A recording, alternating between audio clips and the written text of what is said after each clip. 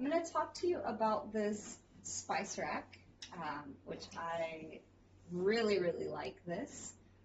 You can use it for spices, but the material it's made from, it looks like you could also use it if you don't have a dishwasher and you hand wash your dishes and put them, on the rack. You could also do that. It has a place here for silverware. It has a place here for, like if you use rags to wipe things down, you could hang it here. Yeah, and it's versatile. So, like for instance, if you're putting anything really big down here and it's too tall, you can just take off this rack and move it.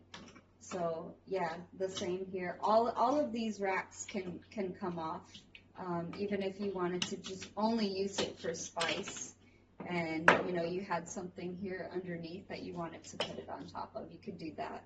So it's a very versatile rack. I would think it would make your kitchen space a lot easier.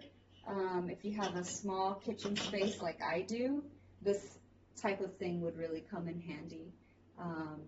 Yeah, so yeah, I highly recommend this rack. Also, one other thing, it has suction cups here on the bottom.